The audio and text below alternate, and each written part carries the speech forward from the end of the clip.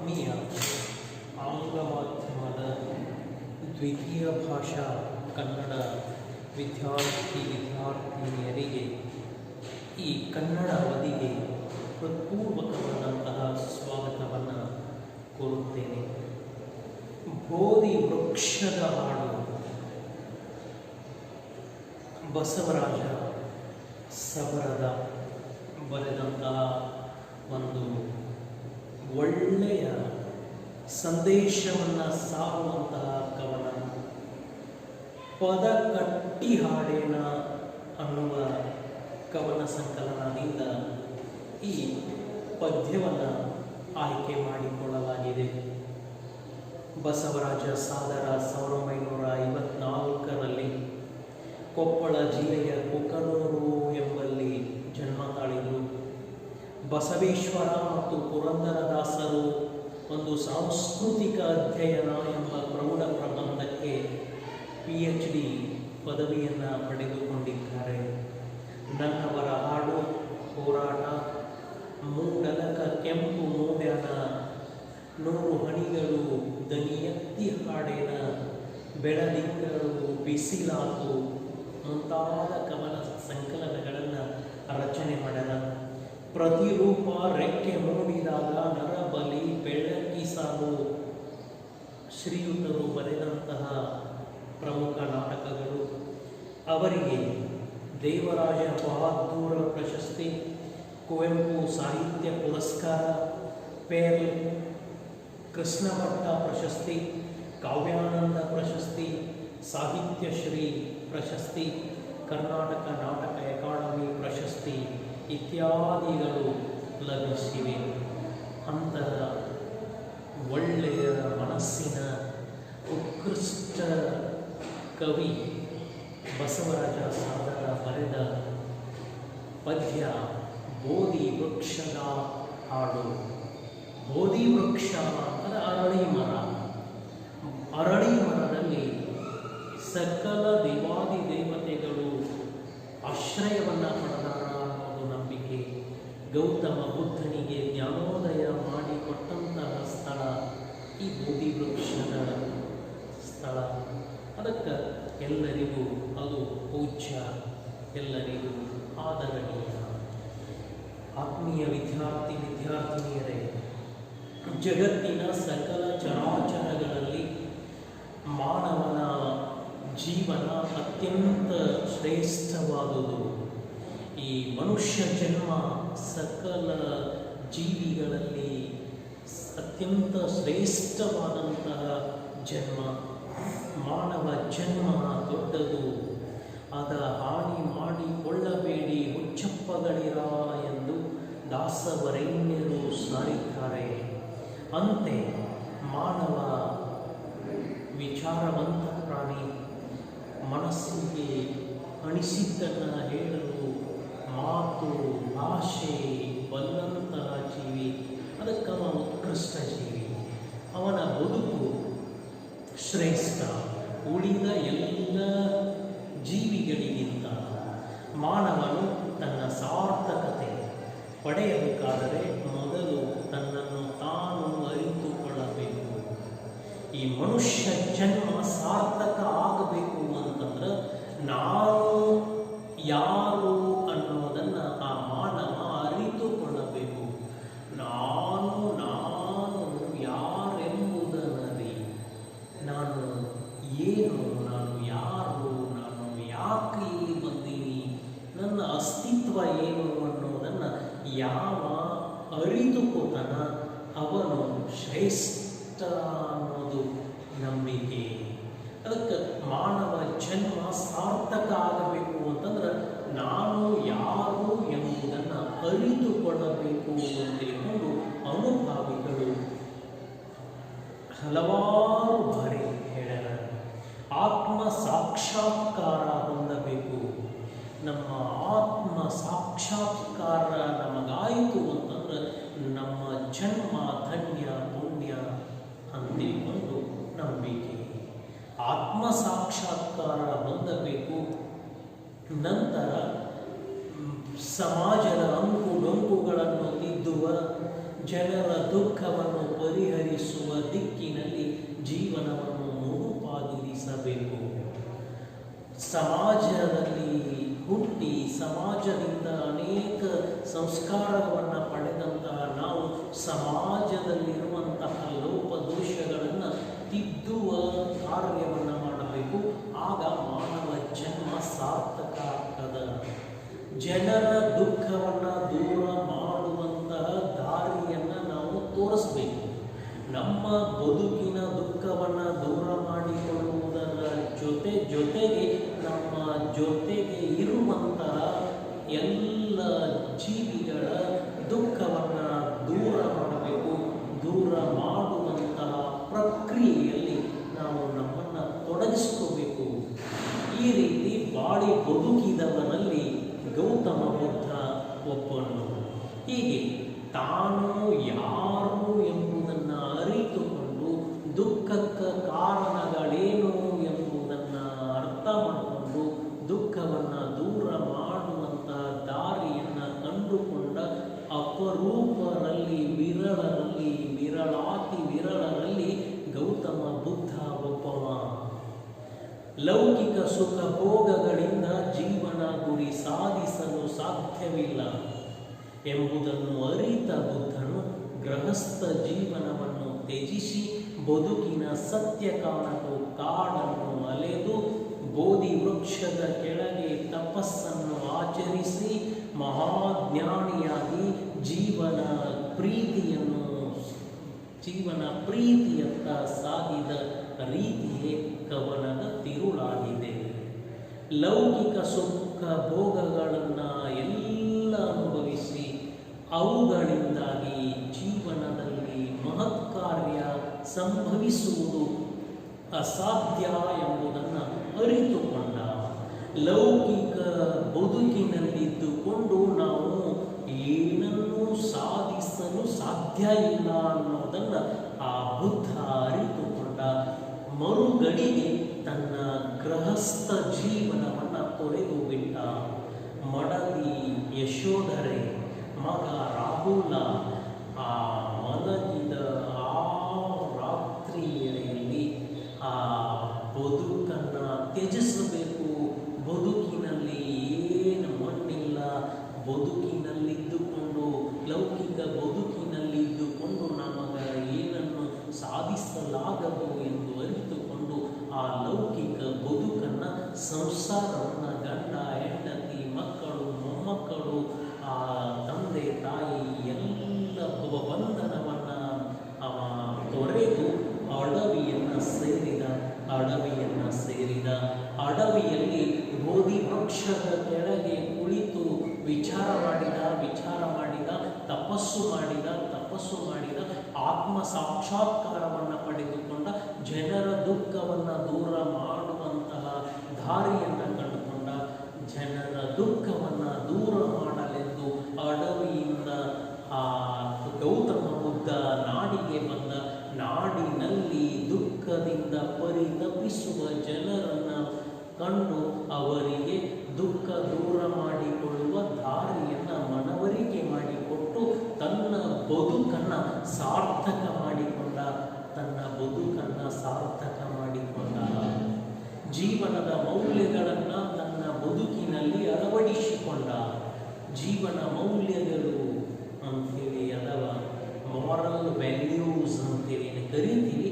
ಆ ಮಾರಲ್ ವ್ಯಾಲ್ಯೂಸನ್ನು ಮೊದಲು ತನ್ನಲ್ಲಿ ತಾನು ಅಳವಡಿಸಿಕೊಂಡು ಆ ನಂತರ ಇತರರಿಗೆ ಈ ಮಾನವೀಯ ಮೌಲ್ಯಗಳನ್ನು ಅಳವಡಿಸಿಕೊಂಡು ಸುಂದರ ಬದುಕನ್ನು ಕಟ್ಕೋರಿ, ಸುಂದರ ಸಮಾಜವನ್ನು ಕಟ್ಕೋರಿ ಅಂತೇಳಿಕೊಂಡು ಬೋಧನೆ ಮಾಡಿದ. ಸಮಾಜದಲ್ಲಿ ನಾವೆಲ್ಲರೂ ಈ ಸಾಮಾಜಿಕ ಜೀವನ ಮೌಲ್ಯಗಳನ್ನು ಅಳವಡಿಸಿಕೊಂಡು ಒಂದಾಗಿ ಮಾಡಬೇಕು. ಸಮಾಜದಲ್ಲಿ ಜನ್ಮ ತಾಳಿದ ನಾವು ಸಮಾಜದ ಜೊತೆಗೆ ಬದುಕು ಮಾಡಿದರೆ ಬದುಕು ಸುಂದರ ಆಗ್ತದೆ.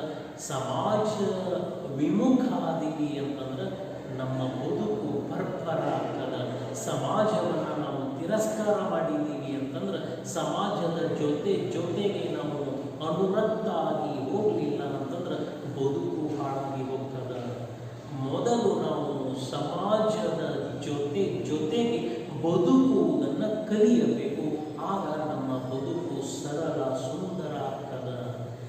ಜೀವ ಪ್ರೀತಿಯ ಎದುರು ಎಲ್ಲವೂ ನಶ್ವರ. ಜೀವ ಪ್ರೀತಿಯ ಎದುರು ಎಲ್ಲವೂ ನಶ್ವರ. ಬದುಕಿನ ಪ್ರೀತಿ ನಮ್ಮಲ್ಲಿರಲಿಲ್ಲ ಅಂತಂದ್ರೆ ನಮಗೆ ಸುಂದರವಾಗಿ ಬದುಕಲು ಸಾಧ್ಯವಿಲ್ಲ. ಯಾವ ಬದುಕು ಬಂಗಾರ ಮಾಡ್ಕೋಬೇಕು ಅಂತನ ಅವ ಬದುಕನ್ನು ಮೊದಲು ಪ್ರೀತಿಸಬೇಕು. ಏನು ಹುಟ್ಟಿದ ನಾವು ಹೆಂಗೋ ಬದುಕಿದರಾತು, ಹುಟ್ಟಿಸಿದವ ಹುಟ್ಟು ಮೇಯಿಸುವುದಿಲ್ಲ ಅಂತಿಳ್ಕೊಂಡು ನಾವು ತಾತ್ಸಾರ ಮಾಡಿಬಿಡ್ತೀವಿ ಅಂತಂದ್ರೆ ಬದುಕನ್ನು ನಾವು ಪ್ರೀತಿಸಲಿಲ್ಲ ಅಂತಂದ್ರೆ ಎಲ್ಲ ಇತರ ಸಾಮಾನ್ಯ ಜೀವಿಗಳಂತೆ ನಾವು ಅಳಿತೀವಿ, ಬದುಕು ಹಾಳು ಮಾಡ್ಕೋತೀವಿ. ನಮ್ಮ ಬದುಕು ಬಂಗಾರ ಆಗಬೇಕು ಅಂತಂದ್ರೆ, ನಮ್ಮ ಬದುಕು ಸುಂದರ ಆಗಬೇಕು ಅಂತಂದ್ರೆ, ನಮ್ಮ ಬದುಕು ಸರಳ ಆಗಬೇಕು ಅಂತಂದ್ರೆ ನಾವು ಬದುಕನ್ನು ಮೊದಲು ಪ್ರೀತಿಸಬೇಕು. ಈ ಬದುಕು ಕೊಟ್ಟ ತಂದೆ ತಾಯಿಗಳ ಶ್ರಮವನ್ನು, ಅವರ ಆಶಯಗಳನ್ನು, ಅವರ ಕನಸುಗಳನ್ನು ನಾವು ನನಸು ಮಾಡುವುದರ ಜೊತೆಗೆ ನಮ್ಮ ಬದುಕನ್ನು ಬಂಗಾರ ಮಾಡಿಕೊಳ್ಳಬೇಕು. ಜೀವ ಪ್ರೀತಿ ದೊಡ್ಡದು, ಬದುಕನ್ನು ಪ್ರೀತಿಸುವುದು ದೊಡ್ಡದು. ಯಾವ ಬದುಕನ್ನು ಪ್ರೀತಿಸ್ತಾನ ಅವ ಸುಂದರ ಬದುಕನ್ನು ಕಟ್ಕೋತಾನ, ಸುಂದರ ಬದುಕನ್ನು ಕಟ್ಕೋತಾನ ಎಂಬ ನಿಜ ಸಂಗತಿಯನ್ನು ಬುದ್ಧ ಅರಿತುಕೊಂಡ. ಬುದ್ಧನ ಜೀವನ ವೃತ್ತಾಂತದ ಮೂಲಕ ಕವಿ ನಾವು ಬದುಕನ್ನು ಪ್ರೀತಿಸಬೇಕು, ಬದುಕು ಪ್ರೀತಿಸುತ್ತಾ ನಮ್ಮ ಬದುಕನ್ನು ಬಂಗಾರ ಮಾಡ್ಕೋಬೇಕು. ಜನ್ಮ ಅಪರೂಪ, ಈ ಮಾನವನದು ಮಾನವ ಜನ್ಮ ಅಪರೂಪದ ಪವಿತ್ರ ಜೀವನವನ್ನು ನಾವು ಸಾರ್ಥಕಪಡಿಸ್ಕೋಬೇಕು. ಮಾನವ ಜನ್ಮವನ್ನು ನಾವು ಸಾರ್ಥಕಪಡಿಸ್ಕೋಬೇಕು. ಆತ್ಮ ಸಾಕ್ಷಾತ್ಕಾರವನ್ನು ಹೊಂದಬೇಕು. ದುಃಖ ದೂರ ಮಾಡುವ ದಾರಿಯಲ್ಲಿ ನಾವು ನಡೆದು ಸಂತೋಷದ ಬದುಕನ್ನು ನಡೆಸಿ ಬದುಕನ್ನು ಸಾರ್ಥಕ ಮಾಡ್ಕೋಬೇಕು ಅಂತ ತಿಳ್ಕೊಂಡು ಕವಿ ಈ ಕವನದ ಮೂಲಕ ನಮಗೆ ತಿಳಿಸಿಕೊಡ್ತಾನ. ಕವಿ ಬದುಕಿನ ಅರ್ಥವನ್ನು ನಮಗೆ ಮಾಡಿಸಿಕೊಡ್ತಾನ. ಸಿದ್ಧಾರ್ಥ ಬುದ್ಧನಾದ ಪರಿಯ ನೀವು ತಿಳಿಯಿರೆ, ಯುದ್ಧ ಬಿಟ್ಟು ಪ್ರೀತಿ ಕೊಟ್ಟ ಕಥೆಯ ನೀವು ಕೇಳಿರೆ. ಏಕಾಂಗಿ ವೀರನಂತೆ ಮಧ್ಯರಾತ್ರಿ ಎದ್ದನು, ಮಡದಿ ಮಗುವ ತೊರೆದನವನು ಅಡವಿ ದಾರಿ ಹಿಡಿದನು.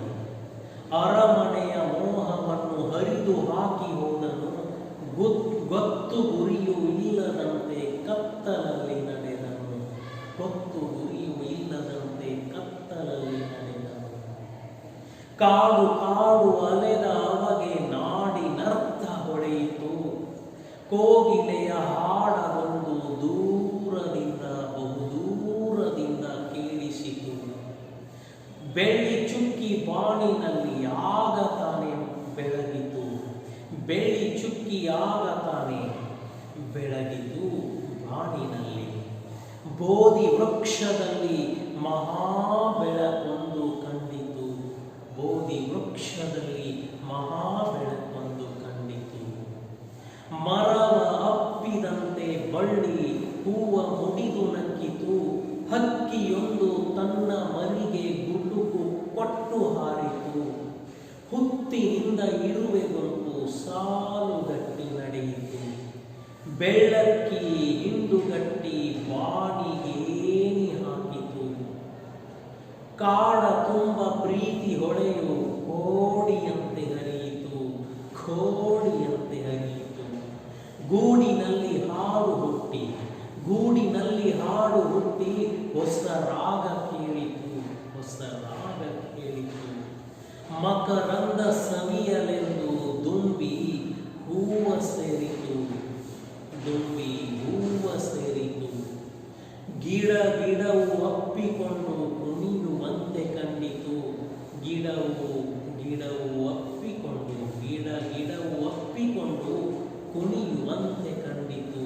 ಕಾಡಿನಿಂದ ಎದ್ದವನು ನಾಡಿನತ್ತ ನತ್ತ ಹೊರಟನು.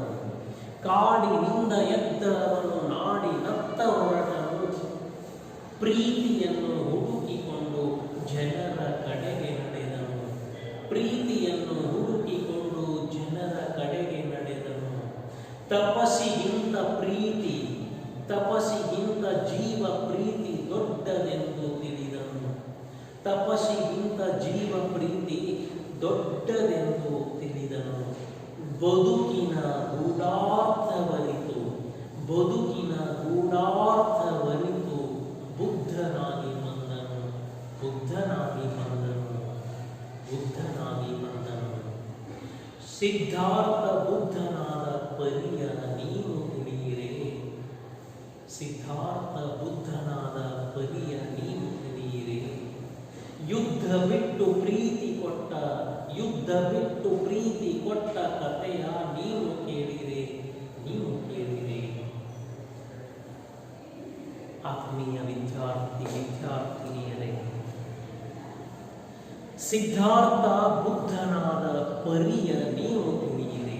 ಪರಿ ಎಂದರ ರೀತಿ.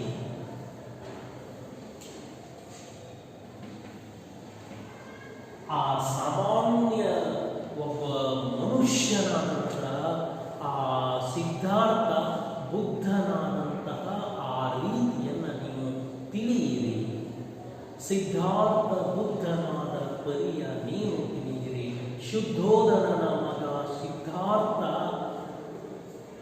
ಶುದ್ಧೋಧನನ ಮಗ ಆ ಸಿದ್ಧಾರ್ಥ ಅವ ರಾಜ್ಯದ ಯುವರಾಜ, ರಾಜ್ಯದ ಯುವರಾಜ. ಆ ಸಿದ್ಧಾರ್ಥ ತಂದೆಯ ಮರಣಾನಂತರ ರಾಜ್ಯದ ರಾಜನಾಗಿ ಅಧಿಕಾರ ಚುಕ್ಕಾಣಿಯನ್ನು ಹಿಡಿದು ರಾಜ್ಯದ ಎಲ್ಲ ಜನತೆಯನ್ನು ರಕ್ಷಿಸಬೇಕಾದಂತಹ ಜವಾಬ್ದಾರಿಯುಳ್ಳ ಹೊಂದಿದಂತಹ ವ್ಯಕ್ತಿ ಅವ. ಎಲ್ಲವನ್ನ ತ್ಯಾಗ ಮಾಡಿದ, ಎಲ್ಲವನ್ನ ತ್ಯಾಗ ಮಾಡಿದ.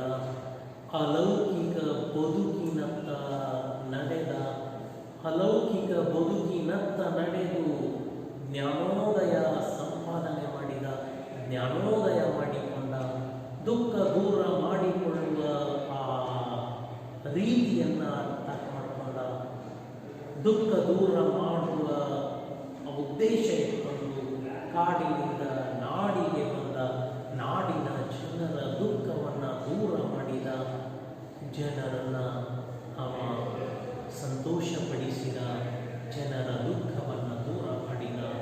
ಹಾಗೆ ಸಿದ್ಧಾರ್ಥ ರಾಜ್ಯದ ರಾಜನಾಗಬೇಕಾದಂತಹ ಆ ಯುವರಾಜ ಹೇಗೆ ಗೌತಮ ಬುದ್ಧ ಆದ ಅನ್ನುವ ಕಥೆಯನ್ನು ನೀವು ಕೇಳ್ರಿ. ಯುದ್ಧವನ್ನು ಬಿಟ್ಟ, ಪ್ರೀತಿಯನ್ನು ಕೊಟ್ಟ, ಯುದ್ಧ ಬಿಟ್ಟು ಪ್ರೀತಿ ಕೊಟ್ಟ ಕಥೆಯ ನೀವು ಕೇಳಿರಿ, ನೀವು ಕೇಳಿರಿ ಅಂದ. ಏಕಾಂಗಿ ವೀರನಂತೆ ಮಧ್ಯರಾತ್ರಿಯನ್ನನು ಮಡದಿ ಮಗುವ ತೊರೆದರವನು ಅಡವಿ ದಾರಿ ಹಿಡಿದನು.